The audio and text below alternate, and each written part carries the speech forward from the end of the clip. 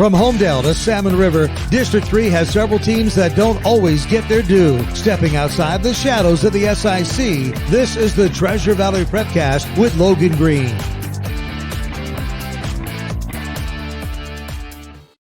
Hey, what's going on? Another edition of the Treasure Valley Prepcast coming at you here on IdahoSports.com. Your 3A, 2A, 1A breakdown in District 3 each and every week. Brandon Bainey is always joined by Logan Green. Logan, what's happening? Not much, Brandon. Just, surviving this second winter that has come upon everybody here in Idaho, right? Dude, the schedule has been thrown into complete flux this week with that. It's like we needed the water, but man, snow and I guess I shouldn't say that. I have seen it. It was like 2 years ago. We were at my sister-in-law's house in Idaho Falls, day before Memorial Day, and it snowed like 6 inches. The next day it was 75 degrees. So definitely not uncommon, but always, it's going to happen, but it's still always just like I wish it wouldn't, but yeah. It is what it is.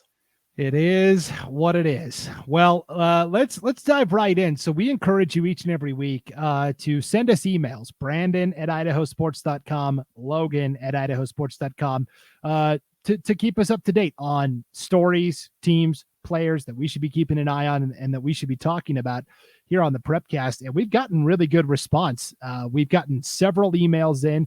A lot of them have to do with Nampa Christian baseball, Logan. It's all anybody wants to talk about. They're so talented, though. It's incredible. And give the people what they want, right? If somebody brings it up, we'll talk about it. Like, obviously that's what people want to hear. So let's do it. Yeah. So this is kind of a longer email, but I wanted to read it because there's a lot of good, insider info. This is coming from a Nampa Christian insider, Mark Thompson. He is the PA announcer for all of the Nampa Christian events. And so here's what he said. He said, "Hey, you guys do a terrific job with Treasure Valley 1A, 3A, 1A through 3A on your podcast. That's a much appreciated service. Thank you." He goes on to say, "I've announced over 2,000 prep sports games, 1,200 plus for Nampa Christian over the last 8 years. So I hereby fully disclose my Nampa Christian high school bias." Hey, at least he was upfront about that, right? Right. So here's what he said. "I PA announced the 2A state baseball tournaments in 2018 and 21, and I'm scheduled to announce this year's tournament because Nampa Christian will be hosting the 2A state baseball tournament this year at Mark Harris Field." He says, "I see a lot of 2A baseball and athletes. Most, as you point out, play 3 or 4 sports. In fact, Nampa Christian offers a highly coveted white letter to 4-sport varsity athletes.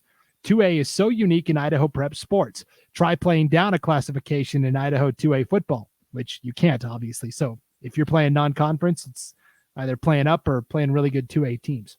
Right. So he says, "As to Nampa Christian baseball, keep in mind, Landon Cheney pitched just 3 innings at state last year, and he's already thrown a no-hitter this year."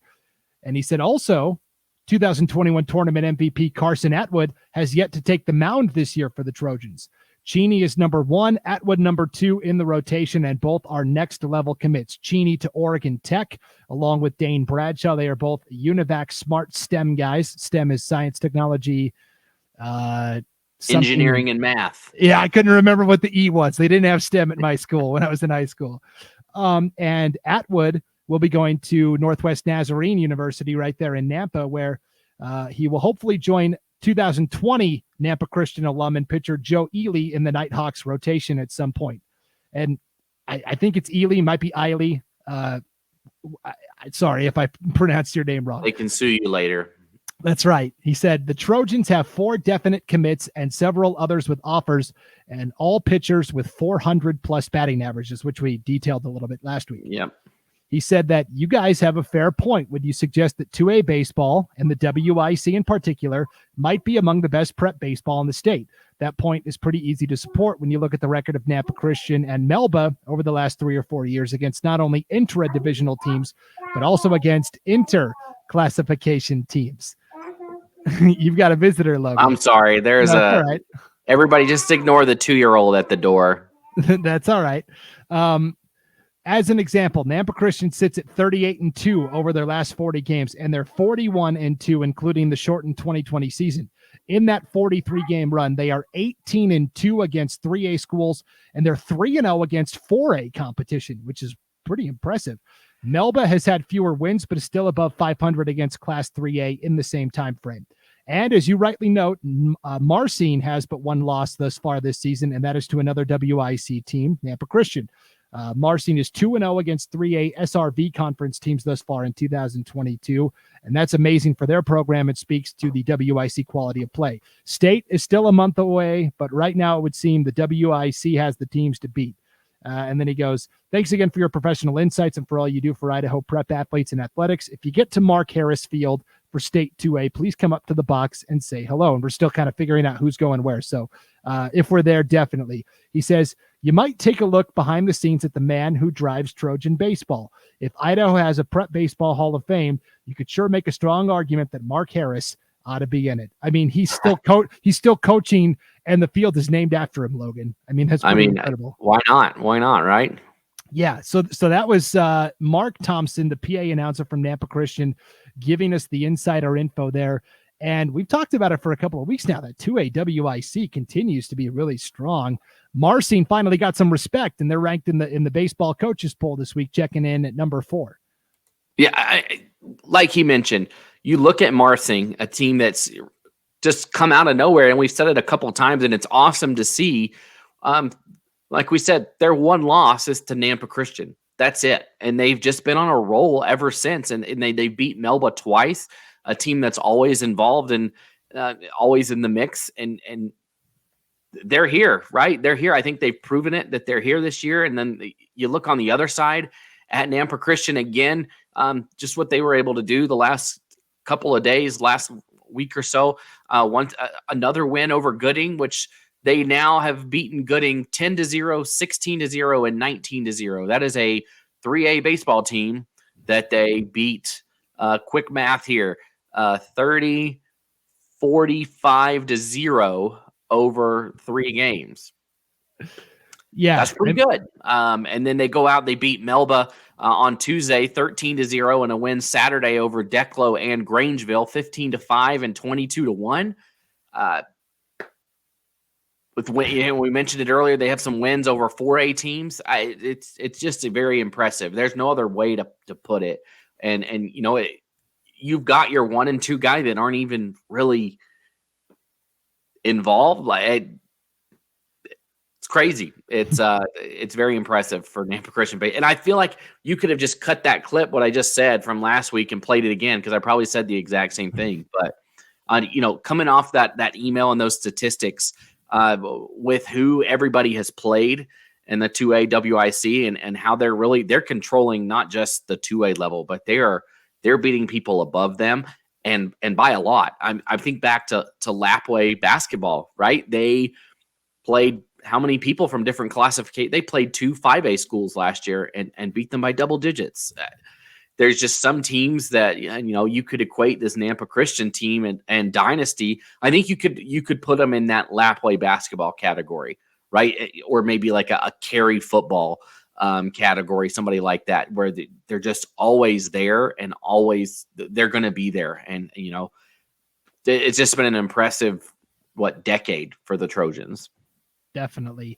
You talked about it. They went to Glens Ferry last week to compete in the annual Wood Bat tournament at Glens Ferry, and they went 3-0, ran roughshod over everybody. They beat Gooding 19-0, and then they beat a pair of teams that were at state last year for 2A. Yeah. Grangeville 15-5 and Declo 22-1. Declo definitely going to be back at state this year. Grangeville, maybe. They've got a tight battle with Orofino up in that district, but you're talking about 2 teams potentially you're going to see at state. Nampa Christian has rolled through them. I mean, I don't think there's anybody in state 2A baseball that can touch Nampa Christian. And if there is, it's probably somebody from inside the house, right? That's exactly what I was going to say. I said the teams that can touch them are probably Marcine and Melba, and they can't touch them. I mean, a respectable 10-0 lot. You look at their wins and you say, 10-0 is not bad for Marcine. When you're coming out, when you're scoring 22 on Declo, 15 on Grangeville, 19 on Gooding, you look at that and say, well, they were within striking distance, only down 10. Like that. That's a That's a doable number against the Trojans, right? It's crazy when you look at it, that they're doing it against good teams. This isn't like the JV team from Emmett Middle School or whatever it is. These are good teams that will be at state. Yeah, it's just crazy. When you look at Nampa Christian's 2 losses this year, they're 15-2. It's to a pair of 3A teams. They lost to South Fremont by a run, 10-9. And then they lost to Marsh Valley, which is probably the premier 3A program in the state, by 5, 13-8. So, I mean, there's nothing to be ashamed of there. And even if you look further down the standings, right, Nampa Christian, Marcine, Melba, we know are pretty good. But even like Cole Valley Christian and New Plymouth, they're both 4-8 and 1-2 in the league, but they've both got really nice wins as well. And they're just in such a tough conference that their records don't look that impressive. But those are also 2 very good teams. I mean, you look at who, like, if we just take a gander at Cole Valley, right? And they have a loss to Parma, 3A, Weiser, 3A. Weiser's been on a roll lately. A close loss to Melba, 3-1. Payette, 3A. Nampa Christian, who needs no introduction. Fruitland, 3A. McCall Donnelly, 3A. So Cole Valley has not lost to a 2A team this year except for Melba and Nampa Christian, who, when you look at it like that, you say, well, yeah, 4-8, but I mean, those 8 losses are to 2 of the best 2A teams in the state and a bunch of 3A teams that are going to sniff state. Weiser is going to probably go to state. You look at it, Fruitland probably as well, right? Those are the top 2 teams in the 3A SRV right now. Can you see a situation where you get the final 4 being out of this conference, even though you look down and you see a 4-8 Cole Valley team? Can you see them making some noise somehow? And it's crazy to look at. I need to look at the how many teams get bids, but and I don't know where they're going to match up when those brackets come out. But gosh, you got to think that if it's 3 or 4 or whatever it is, that they win on day 1. If it's not against a WIC team, that if it's WIC versus the field, I think you're going to see the WIC teams win on day 1, unless it's against one of their own. Right. And you mentioned that's the key point, is that the baseball tournaments this year will be seeded according to max preps, just like every other state tournament we've seen. So yeah, here's how I look at it. You look New Plymouth, right? They're 4-8 overall, 1-2 in the conference, but man, they have really pushed some teams. They lost to Marcine by a run, 9-8. And then they lost again, 6-3. They lost to Melba 7-4. So you're talking about their, 3 losses right there by a combined, 7 or 8 runs. So you're like, okay, New Plymouth, they're pretty solid. Well, Cole Valley Christian just beat New Plymouth Tuesday night, 15-3. Yeah, exactly. And I mean, that like 5 of the 6, Envision Charter, they're moving down to 1A next year. They're doing their best, competing in their last year at the 2A WIC, but they're really the only team that's not in it. And even they have a 3-4 record overall, but they're winless in the league. So it's just impressive. But again, if you look at New Plymouth, who did they lost to? Payette, 3A. Homedale, 3A. Melba, we've already discussed it. Weiser, 3A. Marsing. Homedale, 3A. They've lost to either a 3A team or a WIC team. So it's when they step outside of their own at the level, they do all right. They have 2 wins over Grangeville.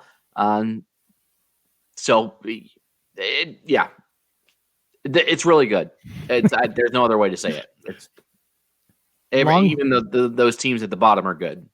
Long story short, yeah, they're really. I mean, really you see this too, like in like college basketball or sports like that, where a team comes out of a league that is just. I'm an ACC guy. I think everybody knows that.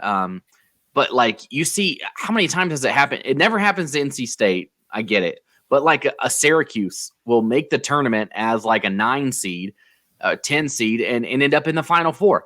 It's just they went through the gauntlet all year, and then when they get in front of other teams, it's a little different. They might have 7 or 8 conference losses, but those conference losses were very, very good losses. and it prepares you. And when you get against other competition that's not as daunting as your own, you tend to go further. And I think you're going to see that with these WIC teams. I think you're going to see them win, like I said, on day one, unless it's against their own. Yeah, I mean, it's been such a successful season already for the WIC as a conference. Melba wins the boys basketball title. Cole Valley Christian wins the girls basketball title. Yeah. Football was probably the biggest surprise. Nobody got to the championship round there in football, but a strong season continuing. Track. I mean, they made it, though. There was three. Nampa Christian made it in. Melba makes it in. And Cole Valley. Cole Valley, that's there. It's like, I know there 3 teams made it, and he even got one of them was an at-large bid, I believe, right? If I'm remembering. Yes. So, it was a good conference. It's been a great year overall. Yeah. I mean, we just continue to marvel at the 2A WIC and marvel at Nampa Christian baseball as well. And, people are probably tired of us talking about the Trojans week in, week out. Well, there's an easy fix to that.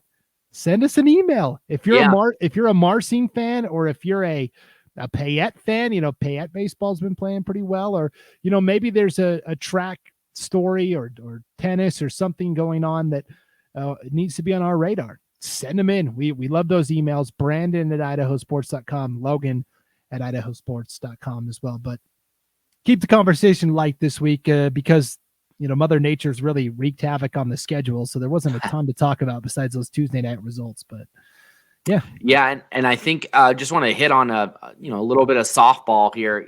I think last week we hit on the Notice thing, right? Notice playing well, and they had a game. I believe we recorded it the day of the game with Glens Ferry, round 2, and Notice comes away with another win there. So they beat them again, right? So Notice now with 2 wins over Glens Ferry. It was a tough one, 3-2, tight matchup. You just don't see a softball game 3-2, right? They score a lot of runs there, and the first matchup between those two was 18-11. But this time, Notice coming away with a big 3-2 win over Glens Ferry. So right now, I mean, we saw what happened last year, right? But right now, you think the Pirates might have that driver's seat at the 1A level. Yeah, and it's always hard to gauge because the teams up north in 1A softball, there's only 2 conferences, the Western Idaho Conference and the White Pine League up north. And those teams up north just haven't been able to get many games in. I mean, I think the leader in games played right now is Clearwater Valley with 4. Conversely, Notice has played 8 games. So it's just hard to get a read on what's going on up north because the schedule always gets backloaded because of weather. So right. And I mean, looking, if we look here again, I mean, Greenleaf Friends is sitting at 3-1. Garden Valley's sitting at 3-1. So there are other teams that are looking to make their mark, and that one loss, like for Greenleaf, is to Notice. So they haven't gotten their shot at Glens Ferry yet. So there's some teams that are looking to maybe make some noise this year and push Glens Ferry possibly. Glens Ferry's only 2 losses are to Notice in conference play. So we'll see what happens there, but just wanted to give them a quick shout out after that big win. They're in the driver's seat right now. It's all it's up to them. They control their destiny up to the district tournament. Yeah, Glens Ferry is very good. They're the defending 1A champs. They beat Horseshoe Bend earlier this week, and Maddie Fink threw a no-hitter in that victory. But there's a chance they don't get back to state to defend their crown, and that just speaks to the strength of the league as a whole. Yeah. So yeah, that's what's great. You look above them, and Greenleaf and Garden Valley are playing well. So you gotta think that they're gonna give them a game. I don't know if either one of them is prepared to take down the defending champs, but they want to. That's for sure. There's a big target on the back of Glens Ferry that might not be as big on the back of Notice right now, just because of what happened at state last year. You got to think that target a little bit bigger on Glens Ferry, and Notice might just be sliding under the radar just a little bit. Definitely. Well, a game we're keeping an eye on. We're recording this Thursday, April 14th. Tonight, barring weather, Glens Ferry is traveling to Garden Valley. So we'll find out real quick, if the Wolverines are for real or not. I don't know. We'll see. It might be snowing up there, to be honest, up in Garden Valley. Have you ever been to Garden Valley? I haven't. Oh man, it is they have the best backdrop in the state. It is incredible. It is just huge mountains right behind the football field, right behind all it is the best. It's the best view. Like, it is incredible. I mean, I know there's others out there, like Orofino Baseball has a really good one. But man, anything outside there, Garden Valley is phenomenal. So Glen's Ferry, enjoyed the trip up the mountain. That should be fun.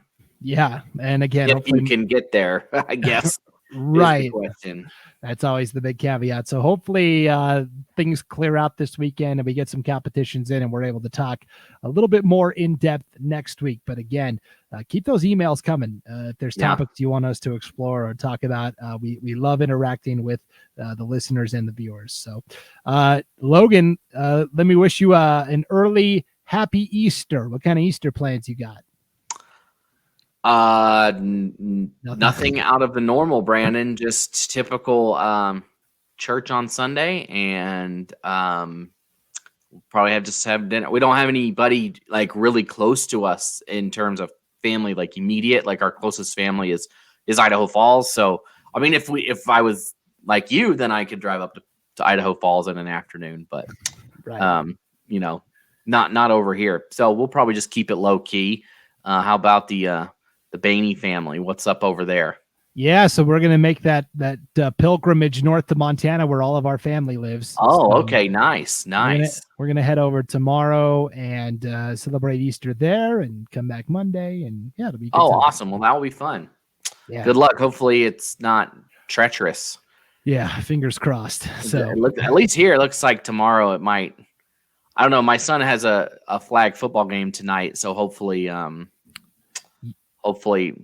rain holds off. We'll see. Yeah, that's right. I almost closed off the podcast without checking in on the IdahoSports.com Giants in the IdahoSports.com Giants. Another big win last week. Another dominating performance. The final score was 41-20, but it was really 47-20. They missed a score for us. And we kind of this is what I tried to tell my kids. That game was 47-12 on the last play of the game. And I told my kids, I told them, don't just stand there, but like, don't be overly aggressive and try to tackle these kids. This other team has been beat up all day long. Just, let them have a moment. Okay.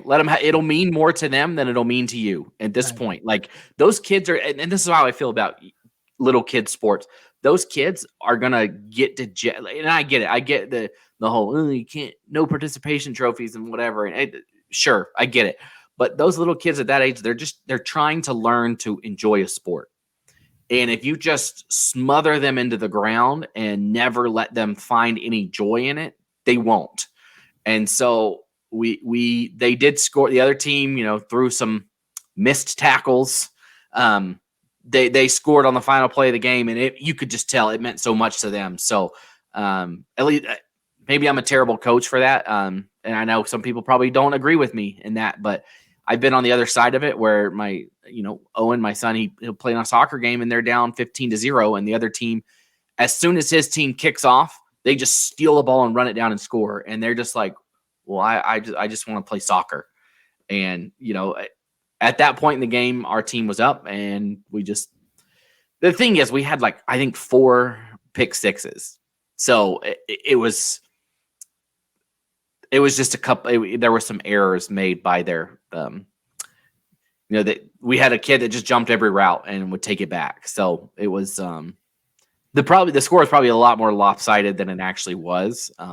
But also, we did get an unsportsmanlike penalty for spiking the ball. That's one, the kid just sees the NFL players go out and spike the ball. So he scored a touchdown and spiked it. And we're working on that. So yeah, that's all right. 2-0, big game tonight against the Raiders, who have lost to the team that we just played. So it's looking good for 3-0, I would think, tonight. We'll see though. Boy, I'm not sure the last time the New York Giants were 3-0 to start a year. You know what? We're getting a call pretty soon. Our quarterback by committee has Daniel Jones on his toes right now. He's a little worried that potentially there's going to be 8 different second graders vying for his job soon. Yeah, I don't know if we've been alive the last time the Giants were 3-0, because even when they won the 2 Super Bowls, they were like wild card teams. They were like 9-7 or something like that when they went in and won. I think they were like 9-7 both years or something like that. They were. Yeah. So maybe they were. I feel like they were good a couple of years ago and then didn't win it. And who knows? Giants football is usually not on the top of my list of things to watch.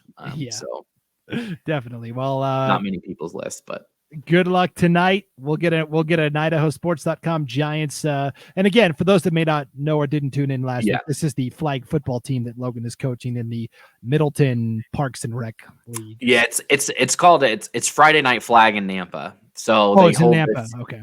Yeah, this is it's a pretty cool league. I think it's a great way to get. My son's been wanting to play football, but we hadn't been too keen on him playing tackle this young. And I know some people are very pro that. Obviously, some people aren't. And so just in our minds, we want him.